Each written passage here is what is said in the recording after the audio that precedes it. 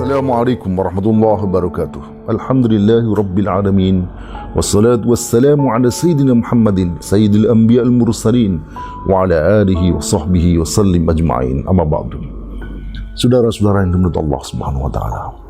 Di dalam surah Al-Mu'minun ayat 115 dan 116 Allah Subhanahu wa taala berfirman, "Afa hasibtum annama khalaqnakum abatha wa innakum ilaina la turja'un."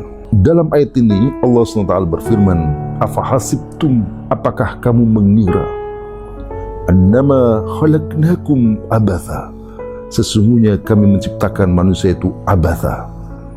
Di dalam tafsir dijelaskan makna abatha yakni sudah sia-sia, batilan, batil, la biqastin, tanpa tujuan.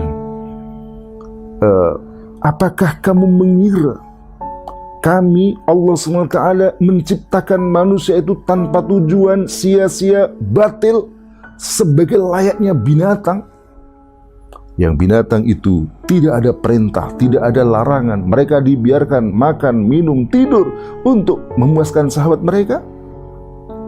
Ayat ini memang menggunakan kalimat istifham, yakni hamzah istifham, afa hasibtum, apakah kamu mengira. Tetapi ayat ini berisi taubih. Ayat ini merupakan celaan dan teguran kepada mereka yang punya anggapan seperti itu. Anggapan yang menganggap bahwa manusia diciptakan layaknya hewan, layaknya binatang yang mereka tidak diperintah dan tidak dilarang. Padahal sesungguhnya yang terjadi adalah sebaliknya. Allah Subhanahu wa taala menciptakan manusia dengan tujuan yang sangat jelas, yakni untuk beribadah kepadanya. Wa ma khalaqtul jinna wal insa illa liya'budun, dan tidaklah aku ciptakan manusia kecuali untuk beribadah kepadaku. Yang artinya Allah Subhanahu wa taala akan memberikan perintah, memberikan larangan, memberikan syariahnya, yang dengan begitulah manusia beribadah kepada Allah Subhanahu wa taala. Lalu kemudian ayat ini memberikan teguran berikutnya, wa annakum ilaina la turja'un, dan sesungguhnya kalian tidak akan dikembalikan kepadaku. Seolah-olah manusia ketika mati maka urusannya selesai. Mati bukanlah akhir dari segalanya. Justru setelah kematian itu seluruh manusia akan dibangkitkan oleh Allah SWT untuk diadili atas apa yang mereka kerjakan. Saudara-saudara yang dimuliakan Allah SWT, kita lihat di dunia ini betapa banyak orang yang mungkin taat kepada Allah, rajin ibadah, sabar, syukur, dan seterusnya, tetapi hidup mereka menderita. Dan sebaliknya, betapa banyak orang penjahat, perampok, koruptor, pelaku perzinaan, dan berbagai macam kemaksiatan yang lain, mereka belum menerima hukuman akibat atas perbuatan mereka. Di sini Allah SWT menunjukkan keadilannya, bahwa apa yang dikerjakan oleh manusia itu ketika belum mendapatkan balasan di dunia, pasti akan mendapatkan balasan di akhirat. Fal yauma la tudlamu nafsun syai'an wa la tujzauna illa ma kuntum ta'malun. Pada hari itu, pada hari kiamat itu, la tudlamu nafsun syai'an, tidak ada satupun jiwa yang didolimi. Mereka yang melakukan kejahatan akan mendapatkan balasan atas kejahatan yang mereka lakukan.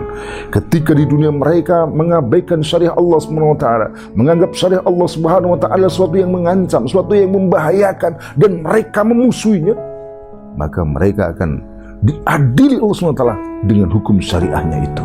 Dan sebaliknya, mereka yang mengerjakan kebaikan, taat kepada syariahnya, Allah tidak hanya membalas apa yang mereka kerjakan, tetapi Allah memberikan anugerah, karunia yang jauh lebih besar dari apa yang mereka kerjakan.